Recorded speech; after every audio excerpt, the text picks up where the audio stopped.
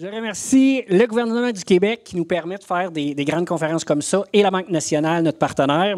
Sans plus tarder, j'invite Victor Morgado, qui est directeur acquisition PME à la Banque nationale, à venir présenter notre conférencier d'aujourd'hui. Bonne conférence. Merci, Chanty. Bon midi à tout le monde. Très content d'être parmi vous aujourd'hui. Évidemment, vous savez, la Banque nationale accompagne au jour le jour les entreprises établies, celles de la relève, celles évidemment aussi qui sont en démarrage. Aujourd'hui, vous avez un invité qui est exceptionnel. On va le classer dans la partie établie de la chose. Pour ceux qui, après la conférence, se sentent motivés et inspirés, je serai en arrière, je serai disponible pour discuter avec vous de vos projets et tout. Sans plus tarder, je vous présente votre conférencier aujourd'hui, M. François de Gaspé-Beaubien. Merci. Alors, mes amis, d'habitude, j'ai la possibilité de pouvoir marcher un peu partout, mais je n'ai pas le droit aujourd'hui. Il faut que je reste figé et regarder la caméra. L'agenda est un peu large, j'avoue. J'ai 45 minutes, donc je regarde attentivement ma montre. Je vais vous parler un peu de mon historique. Qu'est-ce qu'on fait maintenant? Les leçons des médias, ça va être un peu court quand même, parce que je veux vraiment passer du temps ici. Les 13 leçons pour tout entrepreneur que j'ai acquis au fil des années. Et en finale, questions-réponses. Donc, commençons avec mon parcours. J'étais anciennement président et propriétaire d'une compagnie qui s'appelait Télémédia. Et j'étais président des éditions Télémédia. Donc, on était les plus grands éditeurs de magazines aux consommateurs au Canada. J'avais TV Guide, le pendant que vous connaissez très bien, TV Hebdo, Kane Living, le pendant québécois, Coup de pouce, Elle Canada et le pendant de Elle Québec. J'adorais gérer les éditions, mais un des points que je vous fais comme entrepreneur, il faut aussi savoir quand sortir d'un vertical. Il ne faut pas tomber en amour avec ce qu'on fait. Il faut tomber en amour avec les consommateurs et ce qu'eux veulent, souhaitent. Et moi, j'ai eu mon son de cloche quand, et c'est intéressant parce qu'en anglais, on dit publisher, et en français, on dit éditrice. En anglais, on dit editor, et ça, c'est rédactrice. Alors, je peux vous dire comment est-ce qu'on peut se confondre entre les deux langues. Mais mon éditrice, publisher TV Guide, est rentrée dans mon bureau et dit « Patron, j'ai des très bonnes nouvelles. Les chiffres au kiosque, qui sont vraiment la façon qu'on regarde comment est-ce qu'un magazine se comporte, sa viabilité envers les consommateurs, est en chute libre aux États-Unis, double digits. Donc, on baisse, disons, de moins 15 aux États-Unis, vente en kiosque. Et nous, au Canada, très bonne nouvelle, on est en baisse de moins 8 Donc, 2 personnes se garagent d'un building, un tombe plus vite que l'autre. Et c'est là où j'ai réalisé qu'il fallait sortir des magazines. C'est une entreprise que mon père avait construite, qui nous avait octroyé les 3 enfants. J'étais le président de la compagnie. Et j'ai réalisé que c'était le début d'un déclin et qu'on n'allait pas être capable de pouvoir remonter la charge. Alors, on avait un conseil d'administration, c'était une compagnie publique. Je suis allé voir mon père, qui était retraité, et je lui ai dit « Papa, on doit vendre les éditions. » Et c'était, je vous avoue, la discussion la plus difficile que j'ai jamais eue avec mon père. Et il a dit « Je suis complètement contre. » Et ce que j'ai dit, est-ce que tu nous as donné la business à gérer ou est-ce que c'était un emprunt? Et on sait au Québec, il y a des histoires où c'était plutôt un emprunt. On ne va pas nommer des noms. On les connaît tous. Et à son honneur, il m'a dit, non, François, c'est à toi de la gérer, compagnie publique, à toi avec ton conseil d'administration, mais je suis contre. Depuis lors, il est tout à fait d'accord avec moi, mais dans le temps, on peut s'imaginer, on retourne en 2000. Alors, j'ai vendu à Groupe Transcontinental, Rémi Marcoux. Et une autre chose que je vais vous mentionner, c'est pas juste des partenaires que vous faites dans votre vie du jour à jour, mais à qui vous vendez. C'est quand même des chiffres quasi-publics. Je ne sais pas s'il y a des journalistes dans la pièce, j'espère. Enfin bref, c'est pas à la fin du monde si ça sort, mais c'est un peu connu. Quand on a privatisé, qui était l'idée de mon frère en 97, Télémédia était public sur la bourse à Toronto, les éditions valaient 30. On perdait de l'argent, j'ai pris la direction, on a viré ça. On est devenu très profitable en facteur de 2 versus TED, qui avait des éditions aussi. Et j'ai vendu à Rémi pour 145. Mais TED m'avait offert 15 millions de plus. Et j'ai choisi Rémi Marcoux. Pourquoi? Parce que quand Rémi me donnait sa poignée de main, je sais que la transaction allait clôturer. Ce n'était pas le cas avec TED. J'ai d'autres histoires avec TED. Il est mort maintenant, mais un ami de la famille. Mais dans le fond, qui ont choisi à faire affaire, qui est aussi important que sa propre équipe à l'interne. Et avec lui, on avait une poignée de main et ça s'est très bien déroulé, exactement comme il l'avait dit. Donc, j'ai vendu à Transcom. On est aussi grandi du côté radiophonie. On était public encore une fois dans le temps, avant 97. On est devenu... ça, c'était une idée de mon frère, d'ailleurs. Moi, je suis un peu plus opérateur et très visionnaire. Le Canada a déréglementé le côté radiophonique. Les États-Unis avaient fait avant. Donc, d'habitude, ce qui se passe aux États-Unis, on le réplique de notre côté. Et avant, on n'avait pas le droit d'avoir plus qu'un poste FM et un poste AM. Donc, ici, à Montréal, par exemple, on avait Stéroc Détente et CKAC. Après ça, déréglementation, on avait le droit d'acheter plusieurs postes. On n'avait pas les moyens d'acheter des postes profitables. Donc, ce qu'on faisait, c'est qu'on achetait des postes qui perdaient de l'argent, avec une bonne équipe, avec un bon savoir-faire, on les rendrait profitables. Donc, on est parti Easy Rock en Ontario et au Canada anglais, Stéroc Détente, The Fan et CKAC. Juste pour donner un peu d'aperçu, on est passé de 21 postes à 82 postes. Ça roulait très bien, compagnie publique, on fonctionnait très bien. Mais encore une fois, j'ai vu la vague venir, que tout changeait. Ça revient aux consommateurs, satellites, etc. Et c'était même avant Spotify et tous les changements qu'on a vus. Longue histoire courte, j'ai décidé de vendre. Et là, c'est devenu assez intéressant. Alors, juste pour vous donner les chiffres, on a privatisé la compagnie en 97, valait 60. Et après une longue négociation, on a vendu pour 645 millions en 2002. Et je l'ai partagé entre côté francophone et côté anglophone. Donc, j'ai vendu côté francophone à Astral, et on est devenu les plus grands actionnaires d'Astral. Oui, Ian et sa famille avaient plus de votes. On était les plus grands actionnaires d'Astral. J'étais sur le conseil d'administration d'Astral. Et j'ai négocié aussi avec Gary Slate de Standard pour vendre le côté anglophone. Et voici l'exemple que je voulais vous donner. C'est que dans ça, le CRTC, quand Gary a acheté le côté anglophone, Easy Rock, The Fan et tous les autres postes anglophones, le CRTC, vous devez vous départir d'un poste à Toronto. Et donc, c'est Ted qui a racheté le poste. Il fallait se départir, vous me suivez? Un poste, Toronto, il fallait le vendre. Ce n'était pas moi, c'est Gary qui l'a vendu. Et on a reçu un fax. Oui, je retourne dans le temps, là. Ah, 2002. On a reçu un fax de l'équipe de TED à notre équipe. Mon CFO était... Ça, c'était le 24 décembre. 24 décembre. Mon CFO était encore au bureau. Il reçoit le fax. Le fax disait, « Vous devez nettoyer les contaminants environnementaux autour de la tour de diffusion du poste. Sinon, on le fait et on vous charge 5 millions de dollars. » J'appelle Ted, en anglais, gentiment, Ted, what the hell? Good on you, François. Le poste lui appartenait il y a 20 ans, quand mon père lui avait acheté. C'est lui qui avait contaminé la tour. Il était au courant, il voulait m'en passer une vite. Juste pour donner l'exemple de l'individu. Alors, ça revient encore une fois avec qui tu transiges. Ce n'est pas juste le montant que tu reçois, c'est la personne. Et Ted est un grand entrepreneur, un ami de la famille, ben, il est décédé maintenant, mais juste pour vous donner un peu l'aperçu de la chose. Différentes personnes opèrent différemment en affaires, toujours s'en souvenir. Donc, ça, c'est l'aperçu de l'historique. Aujourd'hui, où j'en suis rendu, j'ai 3 compagnies.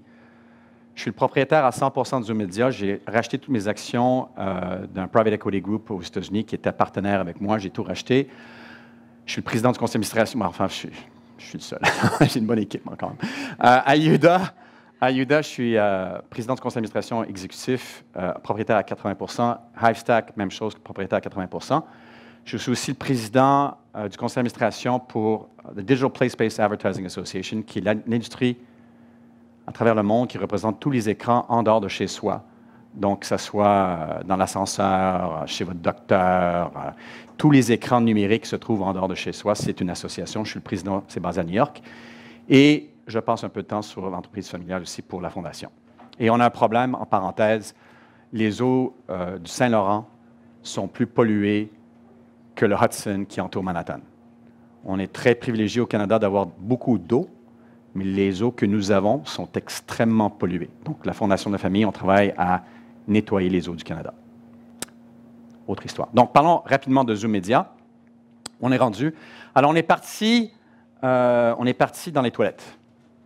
Et j'y crois encore, mais la vérité, c'est que j'ai une autre chose que j'ai appris, c'est qu'il faut écouter ses clients. Surtout aux États-Unis, Steve Jobs, dans le temps qui était vivant, ne voulait rien avoir avec la publicité d'Apple dans les toilettes. Tous les manufacturiers de voitures, Ford, Toyota, nommez-les tous, ne voulaient rien avoir dans les toilettes, dans les bars aux États-Unis, parce qu'ils disaient les gens boivent, vont prendre leur voiture, il n'y en a pas question. Donc, je me suis cogné la tête pendant une décennie à essayer de convaincre du monde, parce que vous êtes dans un endroit captif, je vous ai, etc., etc. Le concept est brillant, les annonceurs n'étaient pas friands, surtout aux États-Unis.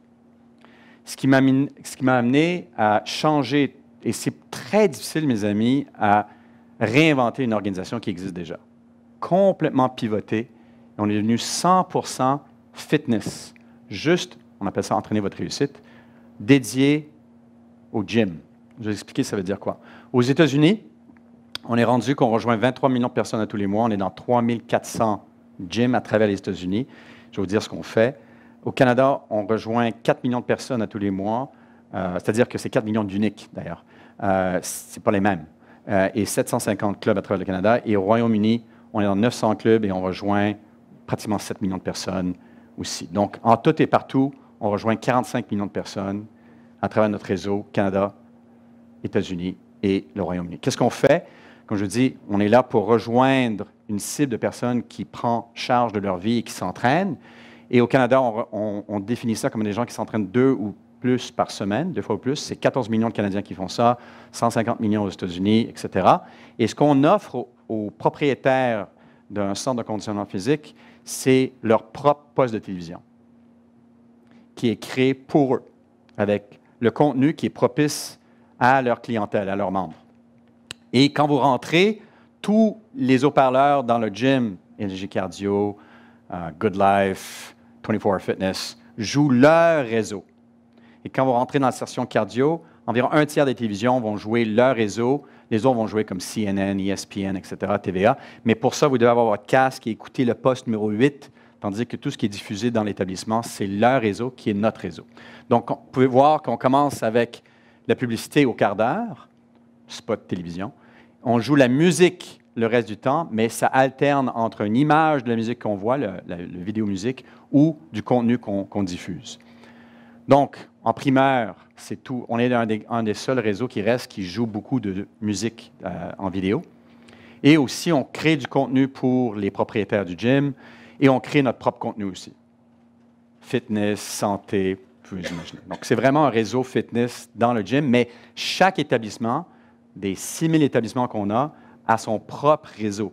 Parce que ce qui se passe dans ce gym-là aujourd'hui n'est pas la même chose à Dallas, à New York, à Londres, etc. Donc, chaque gym a son propre réseau qui peuvent rendre encore en contexte avec une interface web. Je viens de signer un contrat il y a 9 mois qui est énorme pour nous. Le sommet exécutif, est-ce que vous aimeriez regarder votre compte Netflix quand vous allez vous entraîner? Tout le monde dit oui, hein? C'est ça. Alors, ce qu'on fait, c'est que Zoom, maintenant, va opérer tous les écrans interactifs sur toutes les machines de pré-corps à travers le monde. On vient de signer Matrix. Je suis en discussion avec Life. Donc, on parle de tout écran, que ce soit campus universitaire, hôtel, gym. Vous allez rentrer votre numéro de cellulaire, puis là, vous allez avoir accès à votre propre compte s'il y a la diffusion haute vitesse. Sinon, ça va être comme vous êtes habitué à Air Canada ou dans d'autres compagnies. Je vous donne une sélection de vidéos sur demande. Et vous devez regarder une petite pub de 15 secondes pour pouvoir accès à toute cette bibliothèque de vidéos sur demande. Ce qui est extraordinaire, et c'est 1 à 1. Alors, pour le gym, on sait que vous êtes nouveau membre ou que vous êtes un membre qui est en train de prendre un marathon. Le gym peut maintenant communiquer avec vous, personnaliser la communication envers vous qui est plus propice à vos besoins, la publicité aussi, et vous-même décider ce que vous voulez regarder quand vous les regardez. Donc, ça, c'était un very big move. On peut le faire aussi sur vos tablettes et tout, mais il n'y a personne qui apporte leur tablette dans un gym. C'est vraiment la facilité de pouvoir utiliser l'écran qui est déjà installé sur la machine cardio. Donc, ça, c'est un gros deal. Donc, dans le fond, Zoom, je regarde mon temps, on fait plein. Vraiment, c'est le contexte à l'intérieur du centre de conditionnement physique, aussi bien que quand vous quittez avec votre téléphone. Je vais en parler un peu plus tard. OK? Et en plus, on sait que 86% des personnes qui vont dans un gym quittent le gym pour aller faire la commission. Donc, pour un annonceur, c'est la piste pour aller faire un achat. C'est votre prochain stop si vous dépensez. Ça, c'est Zoom. J'en ai beaucoup à faire, là. Je regarde mon temps. Ayuda, d'ailleurs, le bureau siège de Zoom est basé à Montréal. On a des bureaux à Toronto, New York, Pittsburgh, Chicago, LA, London. Ça, c'est Zoom. Ayuda, je vais vous en parler. Ayuda, c'est le logiciel pour gérer votre compagnie d'affichage. Très simple. Vous avez propriétaire d'une compagnie d'affichage, C'est un logiciel qui a été créé pour vous, pour gérer votre compagnie. Alors, ça veut dire quoi? Sommaire exécutif, on opère dans 22 pays. On a 60 clients. On est rendu maintenant déjà à 400 000 faces numériques et statiques qui sont gérées à travers notre réseau. D'ailleurs, je suis rendu maintenant à 100 employés. Et nos bureaux principaux sont Montréal, Berlin et Sydney. Qui sont nos clients? Ströer, qui est la plus grosse compagnie de médias en Allemagne, plus grand que Google. Et eux autres, j'avais pitché avec mon PDG, Andreas, qui est aussi de Montréal, qui a travaillé pour Bill Gates, que j'ai convaincu à revenir. On a pitché il y a environ 6 ans et ils nous avaient refusé. Ils sont allés avec une petite compagnie, peut-être que vous connaissez, qui s'appelle SAP. Une autre petite compagnie qui s'appelle IBM. Et là, il faut faire attention, j'espère que ça ne sort pas dans les médias. Ils ont dépensé 15 millions d'euros. Ils ont activé le système et ça a explosé. Compagnie dans les milliards. Le CFO, bien entendu, a été congédié. Toute l'équipe a été congédiée. Et ils sont allemands. J'adore les Allemands, mais ils sont allemands. Alors, ils ont fait ce que je n'ai jamais vu de ma vie. Ils ont fait un due diligence de 1 an. Ils ont visité tous nos clients à travers le monde. Et là, ils ont choisi Ayuda pour migrer toutes les plateformes de la compagnie sur notre plateforme. Donc, ça, c'est Ströer, bien entendu, notre plus gros client. AdShell en Australie. On a la moitié de l'Australie déjà. Bell Media, on fait tous les aéroports et maintenant, on est en train d'expansionner à travers. Donc, quand vous regardez au bord des autoroutes avec les écrans numériques, ça va être sur notre système, par exemple. Quand vous allez dans l'aéroport, c'est sur notre système. Outfront, États-Unis, Canada. Et Clear Channel, l'Amérique latine. Okay? Donc, ça donne un peu d'aperçu, juste quelques-uns des 60. Ça, c'est Ayuda. Donc, Ayuda, c'est logiciel pour gérer votre compagnie d'affichage. Hivestack, un autre startup qu'on vient de commencer il y a 12 mois. Il y a un certain pattern ici, François n'arrête pas. Hivestack, c'était l'ancien fondateur de Ayuda qui est reparti avec moi, Hivestack. MarTech, c'est marketing et technologie. Et le but ici, c'est d'aller cibler les gens basé sur ce que vous faites en dehors de chez vous, ce que vous faites, vos actions physiques. Je vais expliquer. Ça, c'est nos clients. Déjà, on a commencé il y a 1 an, on est en pleine expansion. Alors, cross-platform, ça veut dire quoi? Ça veut dire l'écran numérique affichage, aussi bien que votre écran que vous portez avec vous, votre téléphone. Le problème avec l'affichage, OOH, ça veut dire out of home. C'est le terme pour l'affichage. L'affichage, c'est de 1 à plusieurs. Par exemple, je vous regarde tous, là. Moi, je suis une pancarte d'affichage, je vous rejoins tous. Mais l'annonceur, lui ou elle, veut vraiment cette partie-ci, où il veut rejoindre juste les femmes dans l'audience. Donc, le problème avec l'affichage, problème opportunité, c'est qu'on rejoint plusieurs personnes, mais les annonceurs veulent toujours cibler. Alors, nous, ce qu'on fait, là, je vous avoue, les termes sont en anglais, donc des fois, traduire en français est un peu plus compliqué, mais geofencing. On prend un établissement, on fait des polygones autour de l'établissement et on est capable de capter tous les téléphones qui rentrent dans l'établissement et on identifie qui vous êtes. Je sais que ça fait un peu Big Brother, mais c'est la réalité dans laquelle vous vivez, mes amis. Je pourrais être très clair avec vous, quand vous dites « j'accepte » quand vous downloadez une application et que vous avez bien entendu lu les 75 pages en petit texte, ça veut dire que j'ai accès maintenant à qui vous êtes. Soyez au courant. J'en parle à mes petites qui n'ont pas encore de téléphone. Mais c'est ça la nouvelle réalité dans laquelle on vit. Et aussi, en plus, même si je ne sais pas qui vous êtes, je peux savoir où vous dormez. C'est là où le téléphone reste le plus du temps. Je sais où travailler, c'est là où le téléphone reste là. Là, je vois où vous allez, et là, je suis capable de faire un profil. Même je ne sais pas si c'est vous exactement, je fais un profil sur l'individu basé sur les comportements physiques dans le vrai monde. C'est la nouvelle réalité du marketing. Donc, ce qu'on fait maintenant, c'est qu'on a un panneau numérique et on sait quelle sorte de personnes passent par le panneau et où vont-ils après. Alors, exemple, on parle ici, puis c'est basé à Montréal encore une fois, c'est l'intelligence artificielle qui détermine quel pub est mis sur quel écran à quel moment, basé sur le comportement de l'individu. Ça, c'est ce que vous voyez aujourd'hui. Vous allez prendre la 15. Vous avez un écran numérique de Bell Canada. La pub va cycler entre TVA, Bell, Bureau en gros. C'est juste ce qu'on appelle en anglais un loop. C'est un cercle qui continue. Nous, ce qu'on fait, c'est basé de qui est devant l'écran, on change la pub. Basé sur les téléphones. But it gets better. Attribution. Alors, je vous donne un exemple parmi plusieurs. Nordstrom Rack est un de nos clients aux États-Unis. Ce qu'on fait, c'est qu'on achète les écrans numériques. On prend ici l'autoroute 4, on cherche les femmes, juste les femmes. Quand les femmes passent par la publicité, on allume la pub pour vous rejoindre, mesdames.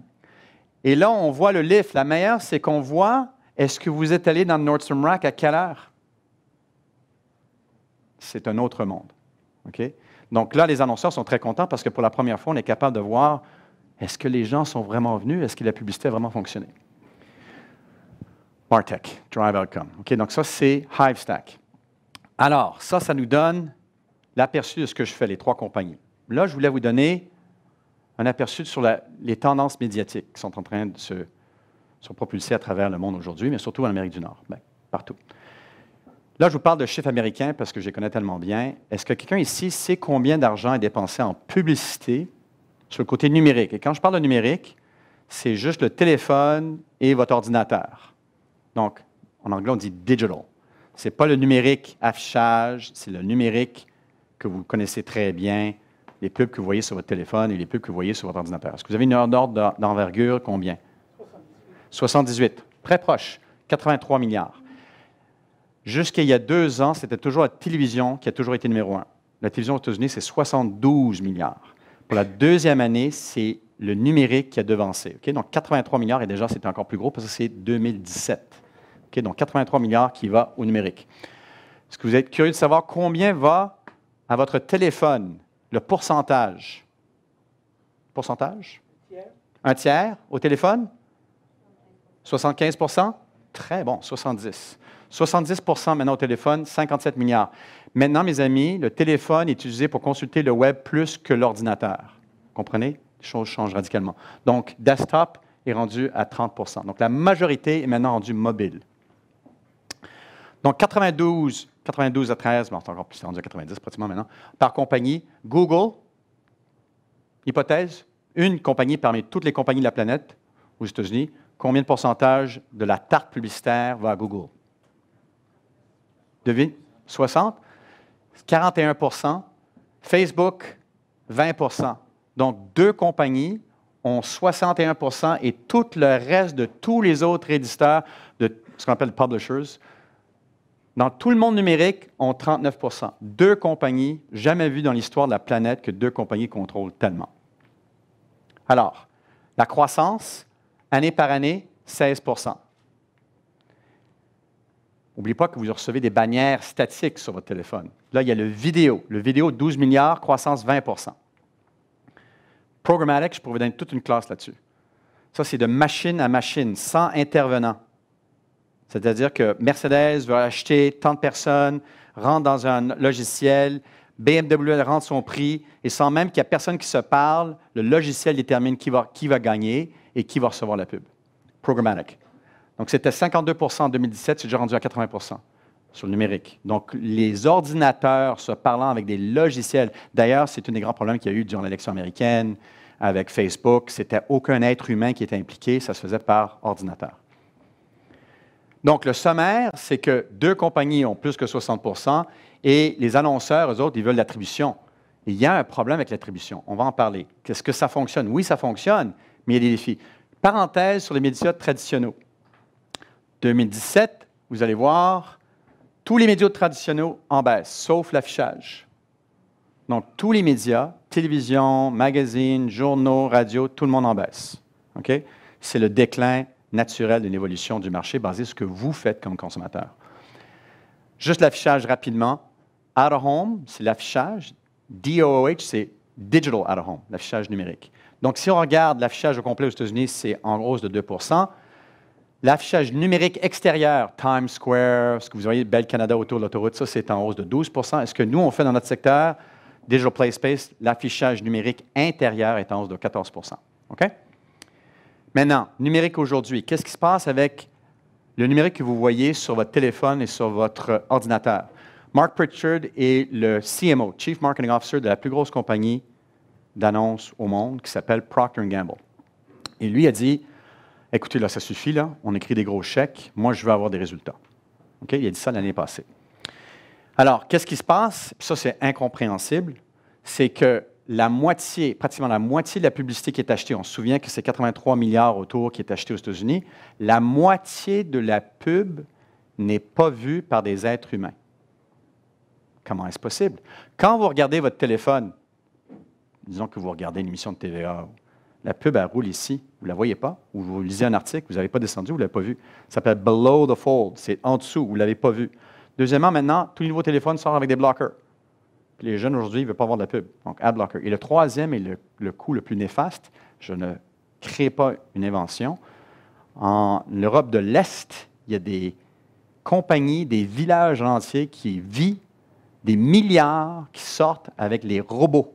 C'est-à-dire qu'ils prennent possession de votre téléphone et de votre ordinateur, vous cliquez, mais vous ne l'avez jamais vu, la pub, et ça, c'est compté. C'est un grand problème. Donc, la moitié de la pub, pratiquement numérique, n'est pas vue par un être humain. OK? Et donc, Mark Pritchard dit, « We're trying to reach live human beings. » On essaie de rejoindre des gens qui sont vivants. Le grand défi d'un marketeur. Et John Montgomery, que je connais, qui est la plus grosse agence au monde, Groupe M, dit, dans le fond, on paye 2 fois cher parce que si on charge un coût par mille qui est X, mais on rejoint la moitié des personnes, il faut multiplier par 2. Donc, viewability, la fait que les gens ont vraiment vu la pub, c'est ce qu'on cherche. Donc, ça, c'est le défi.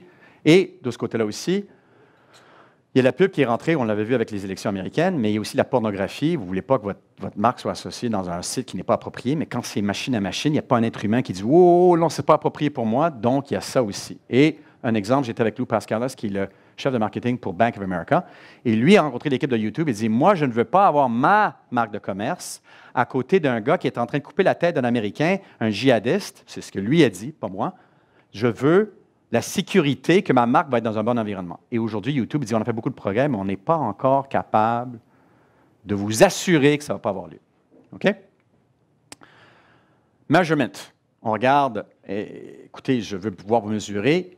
Et là, la nouvelle recherche dit, bien, écoutez, si la bannière que vous voyez sur votre téléphone est vue, la moitié de la bannière pour 1 seconde, ou la moitié du vidéo pour 2 secondes, ça va être considéré comme étant vu. C'est absolument ridicule. Il dit qu'il fallait qu'on commence quelque part. Donc, le numérique est très fort, mais je vous dirais que beaucoup des flèches manquent, parce qu'on n'oublie pas que la moitié n'est pas vue. Et je pourrais vous donner toute une conférence sur ça, le programmatique, mais je n'ai pas le temps. Aperçu des médias. Donc, je regarde mon temps. Entrepreneur. Est-ce que quelqu'un est prêt à me donner une définition d'un entrepreneur? Oui. Quelqu'un qui a la faculté de prendre des risques, je suis entièrement d'accord. Oui. Qui ose, effectivement. Donc, la différence entre un entrepreneur et un intrapreneur, c'est qu'un intrapreneur fait la même chose qu'un entrepreneur, mais à l'intérieur d'une compagnie, appuyé par département légal, finance, etc. Donc, les taux de réussite sont beaucoup plus élevés quand vous êtes intrapreneur que quand vous êtes entrepreneur. Effectivement, entrepreneur, vous êtes seul, avec tous les avantages et désavantages de ce cas-là. Mais effectivement. Alors, moi, ce que je voulais faire, c'est mon top 13. C'est ça ce que je voulais discuter aujourd'hui. Les top 13 leçons pour un entrepreneur. Pourquoi 13? Est-ce que vous savez c'est qui ça?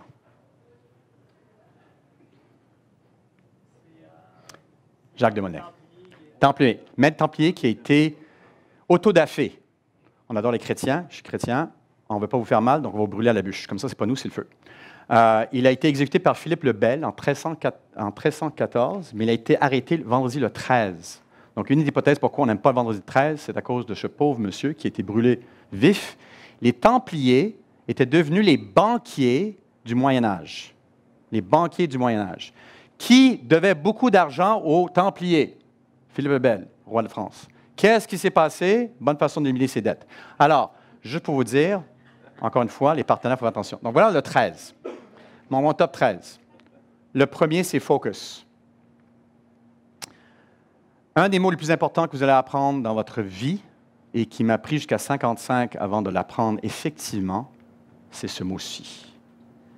Non. J'ai beaucoup tendance à dire oui. D'ailleurs, je suis là pour ça aujourd'hui. Oui. Non. Alors, souvenez-vous que Zoom Média avant, je ne sais pas si vous le savez, mais j'étais dans tout. Dans les restos-bars, dans les campus universitaires, dans les salles d'attente des docteurs. J'étais comme le gars qui arrivait avec la veste, voulez-vous acheter une montre, une montre, une montre. Et là, on a transigé, transformé à Juste Fitness. Ça ne me dérange pas de vous partager que j'ai été président de Zoom pendant 17 ans. J'ai perdu de l'argent pendant 15 ans. Si je n'étais pas propriétaire de la business, je m'aurais congédié moi-même. Et là, on est rentable, profitable et en croissance. Focus. Je vais vous lire ceci. C'est important que je vous le lise, OK? Ça vient de Steve Jobs. Peu importe votre rôle ou position, vous êtes confronté à des choix en lien avec votre travail de façon hebdomadaire. Devrais-je me joindre à cette rencontre? Est-ce que je veux vraiment prendre ce client ou commencer ce projet? Devrais-je privilégier cette tâche plutôt que l'autre? Pour plusieurs raisons, il n'est pas facile de dire non. Vous allez peut-être essayer de rationaliser le tout. Je ne veux pas faire de mal à personne, ils ne comprendront pas, je trouverai une autre façon de le faire. Non, mes amis, non. Vous ne pourrez pas. Apprendre à dire non en perfectionnant votre intelligence émotionnelle, l'habilité de faire jouer les émotions en votre faveur et non contre vous. En refusant de laisser des émotions temporaires mener des décisions permanentes. Hein? On a tous vécu ça. Vous réalisez qu'un manque de focus mène facilement au regret. J'aurais dû, j'aurais pu. Au lieu d'essayer de tout faire, vous pouvez simplement bien le faire. Alors, choisissez judicieusement. Parce que chaque fois que vous dites oui à quelque chose que vous ne voulez vraiment pas faire, ce que vous faites vraiment, c'est dire non aux choses que vous voulez vraiment faire. Comprenez? C'est primordial. Et il a dit même, deciding what not to do is as important as deciding what to do. On dit trop souvent oui pour les mauvaises raisons. Apprenez cette leçon, focus, et coupez ce qui n'est pas nécessaire, et commencez à dire plus souvent non. Soyez à l'écoute. S'il y a une chose que vous retenez aujourd'hui, et la seule chose que vous retenez aujourd'hui, c'est acheter ce livre. Stephen Covey. J'ai été très chanceux parce que mes parents, très avant-gardistes, l'ont fait venir un week-end à la famille et j'ai passé un week-end avec lui. Il est mort maintenant. C'est le livre qui m'a le plus changé de comportement et je vous donne le sommaire exécutif. L'habilité numéro 5 qui lui dit « Seek first to understand before being understood ». Ça a carrément changé ma vie. Et je vous le dis, mes amis, que ce soit dans votre vie personnelle, conjoint, conjointe, amis, professionnel, affaires.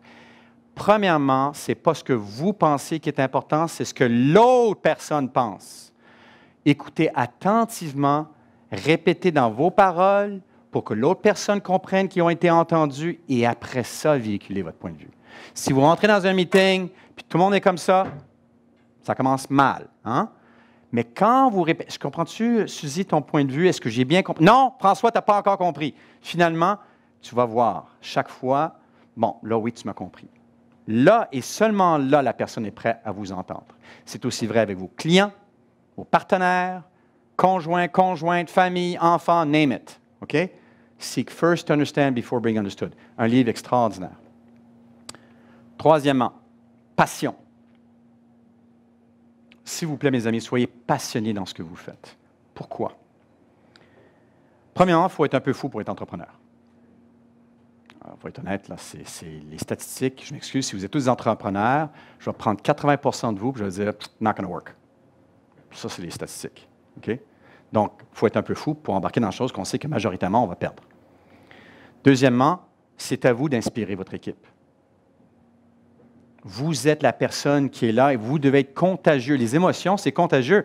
Quand tu rentres dans un meeting, si tu rentres, tu dis « bon, mais j'ai un produit, puis on fait, on recycle ». Il faut que tu sois passionné par ce que tu fais parce que tu vas embarquer les autres à être passionnés aussi bien à l'intérieur de ton équipe qu'avec tes clients, qu'avec tes partenaires. Vous êtes le capitaine du navire et tout le monde vous regarde. Vous n'avez pas le droit, en anglais on dit un meltdown. Vous n'avez pas le droit. Vous avez le droit de le faire chez vous, porte fermée. Mais quand vous êtes au bureau, quand vous êtes devant votre équipe, tout le monde compte sur vous. Vous êtes calme, tout le monde va être calme. Quand il y a un problème dans les airs, par exemple, un capitaine, quand le capitaine est calme, on est OK, il sait ce qu'il fait. Si le capitaine commence à dire pensez-vous qu'on va être calme dans l'avion? Non. Même chose. OK? Et s'il vous plaît, faites ce que vous adorez faire. Si vous êtes entrepreneur, en anglais, on dit love what you do.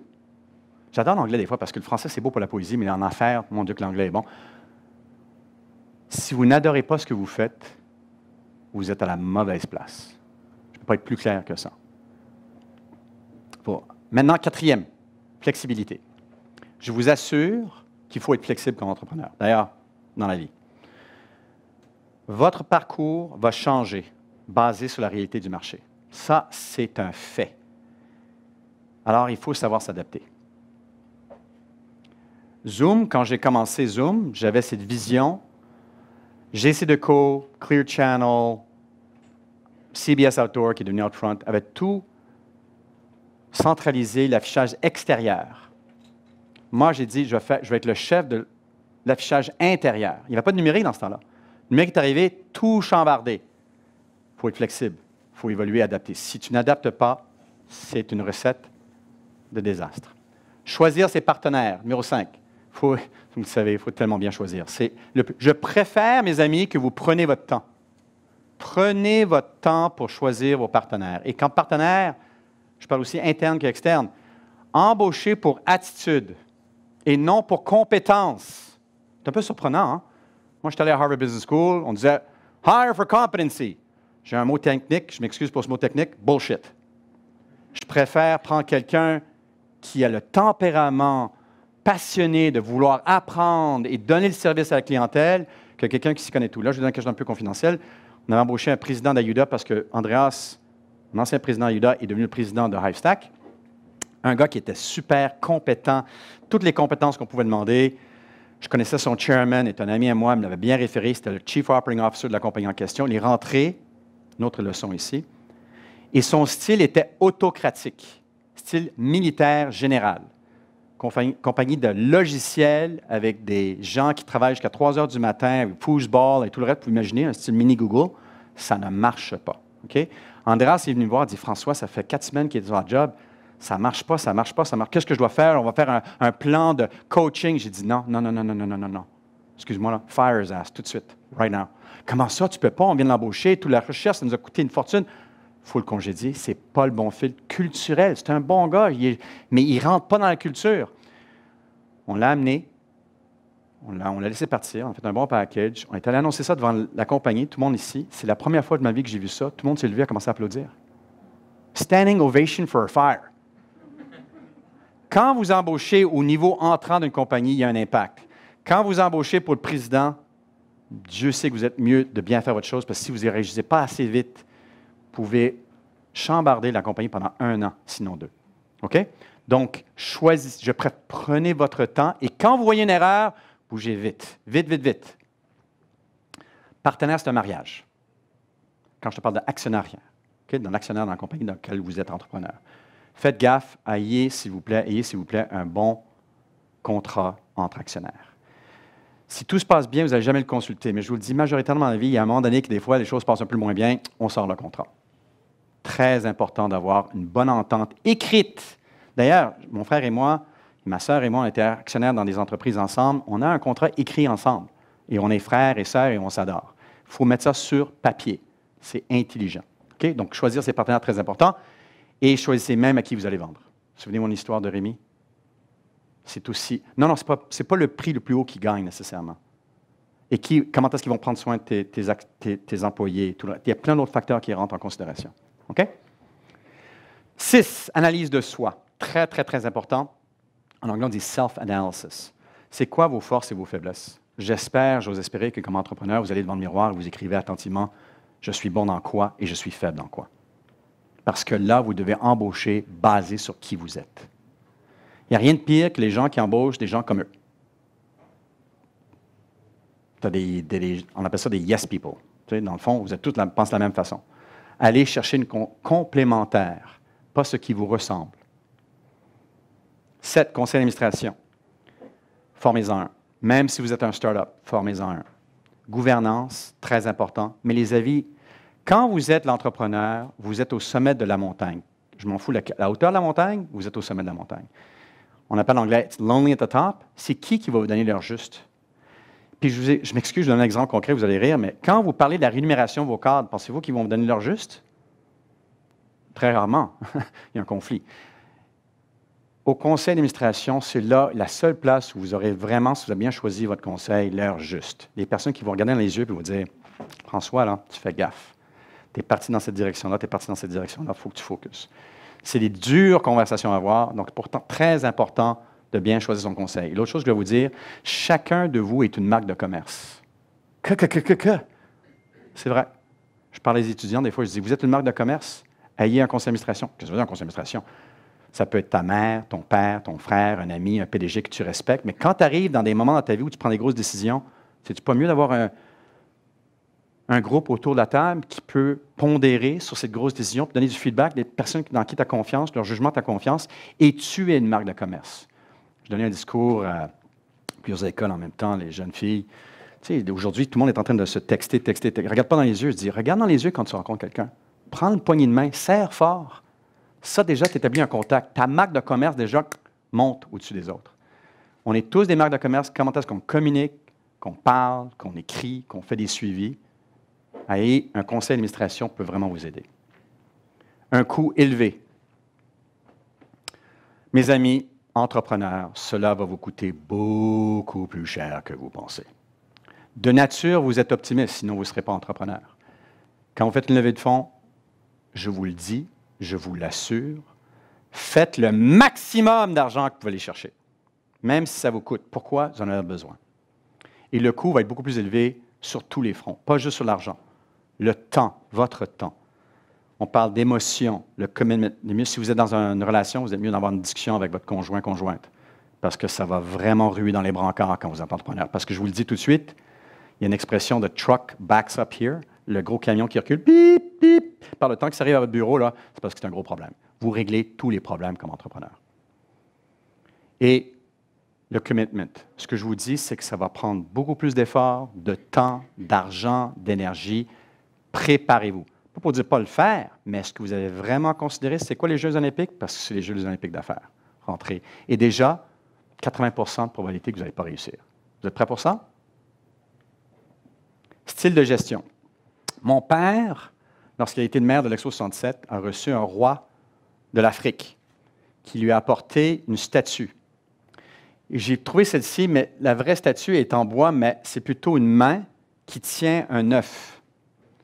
Et le roi a dit, « Monsieur de Gaspé-Beaubien, voici notre symbole du pouvoir et de la gestion. Si vous serrez trop fort, vous brisez l'œuf. Si vous ne serrez pas assez fort, l'œuf tombe et se casse. » J'ai toujours aimé cette expression. Pour nous, c'est vraiment une main de fer dans un gant de velours. Comme entrepreneur, c'est ce que je vous recommande. Exigez et inspectez. En anglais, on dit « what gets measured gets managed ». Si vous n'êtes pas en train de mesurer un comportement ou mesurer les objectifs, ce n'est pas par magie que ça va avoir lieu avec votre équipe. Votre équipe ne sait pas ce qu'ils sont capables de faire. Il y a un exemple idéal où Steve Jobs a décidé un jour que le iPhone allait être en verre. Corning avait un produit qui s'appelait Gorilla Glass. Il a envoyé son équipe, il dit « Je veux un téléphone en verre ». Ils ont dit « OK, boss ». Ils sont allés, ils ont travaillé avec Corning pendant 6 mois, sont revenus à Steve et dit « It can't be done ». Impossible. On ne peut pas, boss. Toutes les recherches. Il dit « Écoutez, mes amis, j'ai confiance en vous. Vous êtes capables. Revenez-moi avec la solution. » Pas « OK, bon, ben, on va faire ça en carton. Non, allez-y. Ils sont revenus, ils ont trouvé la solution. Votre équipe ne savent même pas ce qu'ils sont capables de faire. Il faut les motiver, les encourager et les laisser aller. Kennedy a fait la même chose avec la visite lunaire, avec les astronautes. We're going to the moon. Impossible. Non, we're going to the moon. Même chose avec Steve Jobs. Vous êtes capable de faire des choses, votre équipe est capable de faire des choses extraordinaires, mais il faut les motiver. Ayez confiance en eux. Exigez, mais soyez juste. Be fair, en anglais. Faites le suivi, mais soyez capable de pouvoir reconnaître les pour et les contre dans la situation. Et le respect est très important. Moi, mon opinion, c'est que les jours maintenant où on dit « Je te dis de faire ça », over. Si tu commences à crier après ton équipe, ils vont partir, tu vas perdre les meilleurs. Donc, traitez-les comme vous aimez être traités. Puis si vous aimez qu'on crie après, ben traitez-les pas comme ça. Okay? Parce que dans le fond, c'est vraiment un travail. Moi, je dis toujours à mon équipe, on est des athlètes d'affaires. J'ai été propriétaire des expos. Non, je vais me faire avancer pour ça, mais je suis allé à 2 games. Ça ne m'intéresse pas du tout. Moi, mon sport préféré, c'est celui-ci. On est des athlètes et on est des coachs. Et dépendant de la situation, tu me coaches, je te coach. Des athlètes d'affaires. Le respect, très important. Numéro 10, l'anglais. You're going to have to learn English, guys. If you want to get out of Quebec, great little province, you're going to have to learn English. Lingua franca. Est-ce que vous savez ce que ça veut dire, lingua franca? Parce qu'au Moyen Âge et en Renaissance, les ambassadeurs, ça c'est Hans Holbein Jr., parlait le français. J'adore rappeler à mes amis anglais que Guillaume le Conquérant, en 1066, a conquis l'Angleterre. C'est pourquoi, quand vous voyez le sceau de la reine, ça dit « Honi qui mal y pense ». Français était la langue de la cour d'Angleterre. Et si tu voulais transiger avec n'importe quel pays au monde, il fallait savoir parler le français. Lingua franca. Eh bien, la lingua franca des affaires, it's English. Get over it. Chinese are learning it. Everybody's learning it. If you want to stay in Quebec, stay in French. If you want to get out of Quebec, learn English. End of story. I'm not debating this with anybody. Okay? Innover. Andy Grove était le fondateur et PDG de Intel pendant bien longtemps. He said, only the paranoid survive. OK, ça, c'est une autre coche par-dessus, là. Moi, je préfère dire evolve or perish. Il faut continuer, évoluer, innover son produit. Mais l'important ici, ce n'est pas juste que les gens vous disent ce qu'ils veulent, parce que je ne mets aucun stock dans ce que tu me dis, je mets tout mon stock dans ce que tu fais. Regarde ce que tes clients font. Oui, c'est important de les écouter, savoir ce qu'ils veulent, très important. Mais ce qu'ils font. C'est ça l'important. Évoluer basé sur leurs actions et pas juste leurs paroles. Faillir est égal à réussir. Très difficile comme entrepreneur de réaliser ça, mais vous allez tous avoir des échecs. C'est la game dans laquelle vous vous êtes embarqués. Et puis, mes amis, échouer est votre meilleur professeur. C'est là, malheureusement, quand tout va bien, on réussit bien, let's go! On n'arrête pas.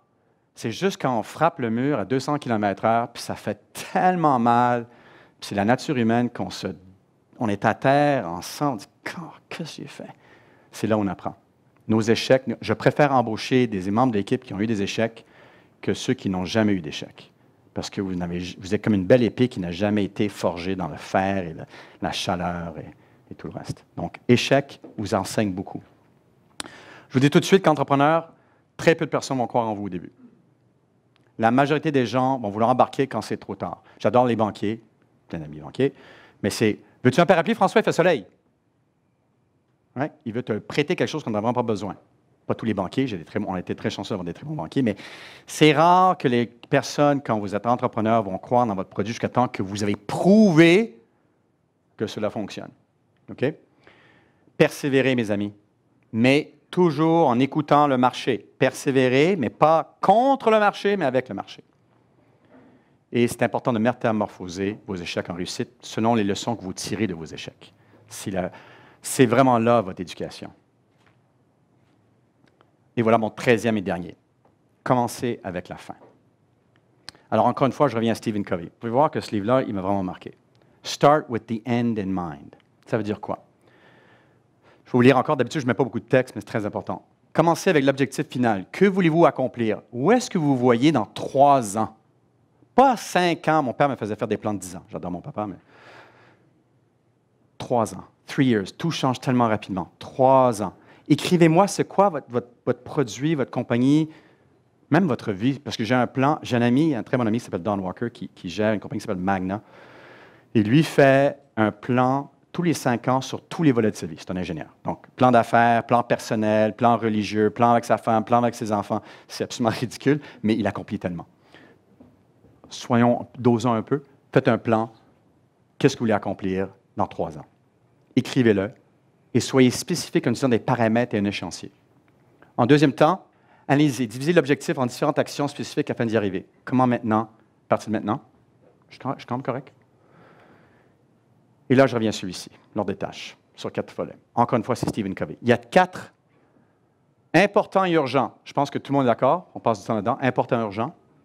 Important, pas urgent. Urgent, non important. Courriel. Téléphone sonne. Urgent, non important. Et non, pas important, pas urgent. Bon, personne ne passe du temps là-dedans. Mais le plus grand problème, c'est que pas assez de personnes, nous tous. Pour la première fois, mon père me disait toujours, François, je prends du temps à la maison pour travailler sur la business. J'ai jamais compris ça jusqu'à cet âge-ci où je réalise que je prends 1 ou 2 jours par semaine pour travailler de chez moi parce que là, je peux passer du temps ici. Stratégique. Très important, pas urgent.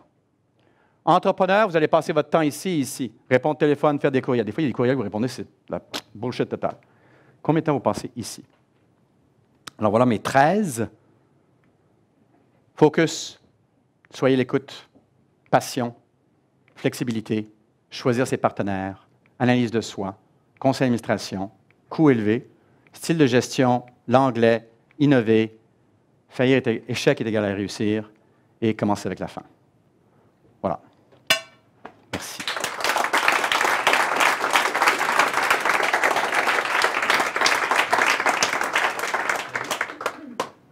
Merci beaucoup pour la bonne conférence. On va passer à la période de questions. On va peut-être avoir 2-3 questions dans la salle, puis une pour ceux qui nous écoutent en web diffusion.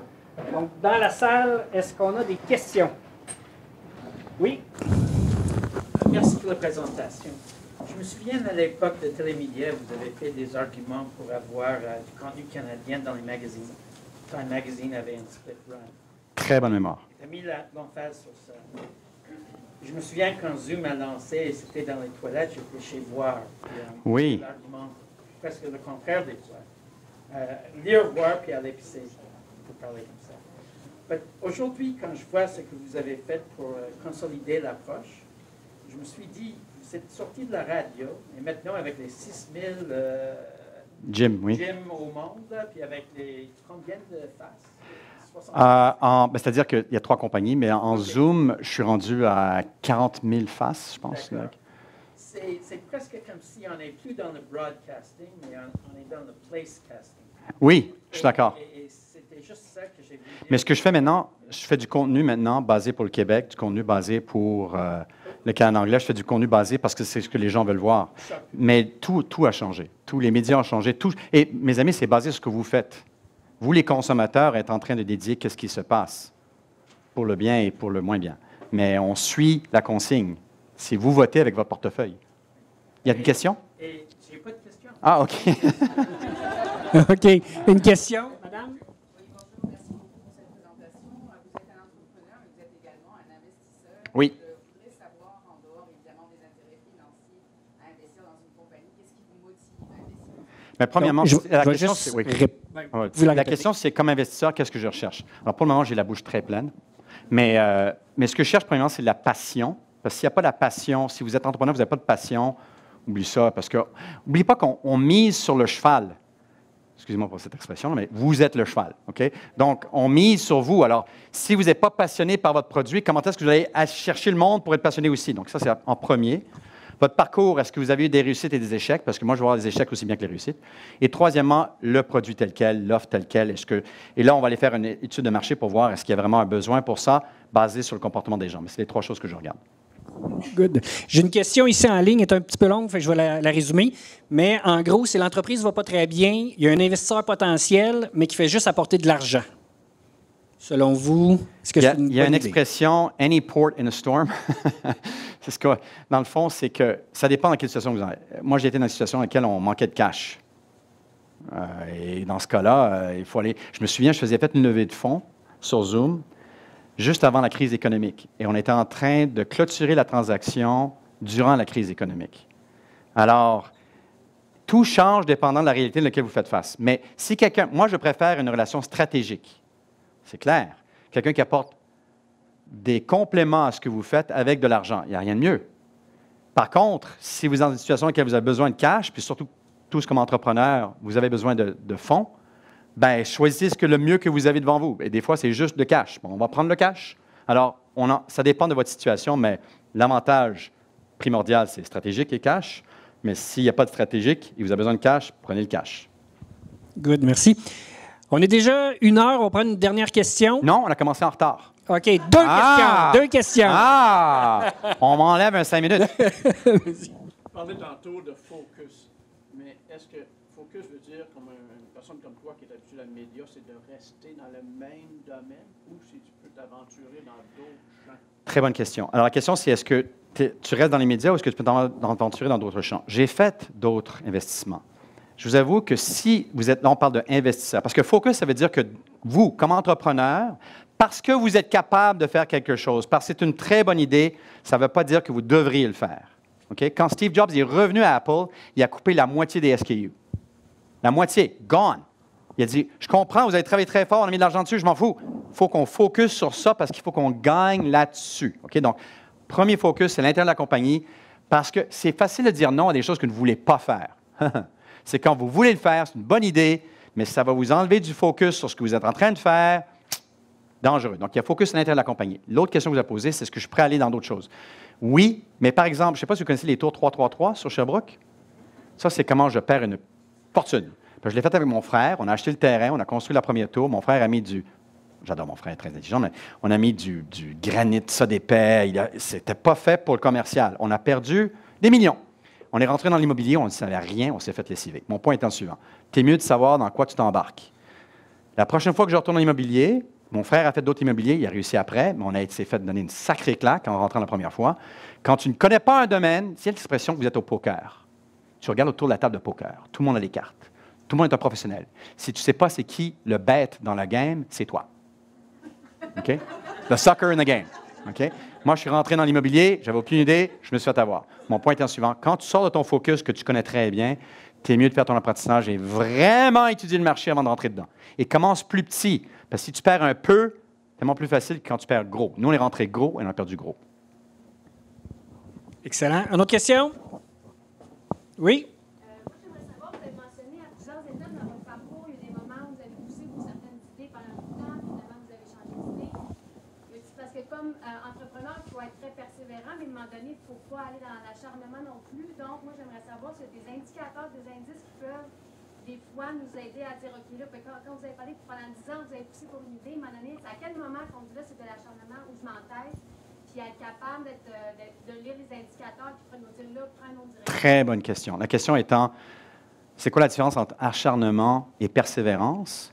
Ou si vous me permettez dans mes paroles et pas les vôtres, stupidité versus intelligence. Okay? Parce que François était carrément un peu stupide dans l'ancien Zoom. J'aimais tellement le concept, je me disais, c'est tellement bon, il faut qu'on continue, il faut qu'on continue, il faut qu'on continue. Puis je mettrais des chèques et des chèques, des millions, des millions, des millions. Ben, écoute, j'ai dépensé 100 millions US dans Zoom, okay? Pour être très clair. Okay? Donc, wrong move. Je vous le dis, j'aurais été congédié par moi-même, okay? Si j'avais été capable. Propriétaire et PDG, ça veut danger comme entrepreneur. Des fois, c'est vous qui êtes là. Est-ce que j'ai l'heure juste? C'est pourquoi ça revient en conseil d'administration aussi. Pour répondre à la question, ce que j'ai appris de façon très difficile, c'est qu'il faut écouter le marché. Il ne faut pas s'entêter. 1 année, 2 années, 3 ans, je te l'accorde. Après 3 ans, non, game over. Si tu n'as pas percé, puis quand je dis percé, pas juste tes ventes, quand tu... Il faut que tu montes, il faut que tu aies une croissance. Si tu n'arrives pas à monter ta business après 3 ans, qu'elle continue à évoluer, grandir, il y a un problème! Okay, moi, j'étais comme, non, on va être capable! Non, stupide. Et là qu'on a focusé sur le fitness, oui, là, on était capable. Donc, il faut écouter ce que vos clients vous disent, ce que les consommateurs vous disent et ce que ton équipe te dit aussi. Des fois, ton équipe va te gourer aussi parce qu'on est tous passionnés dans ce qu'on fait. Il faut vraiment primordialement écouter le consommateur ou tes clients. C'est ça le plus important. Ils vont te donner le juste avec leur portefeuille. Là, on est rendu à 1h05. Oui, c'est vrai. Good. Merci. Donc, merci tout le monde d'avoir été présent. Merci à ceux qui sont en web diffusion et surtout, merci à M. de Gaspé-Beaubien d'avoir accepté notre invitation. Plaisir. Merci, bonne journée.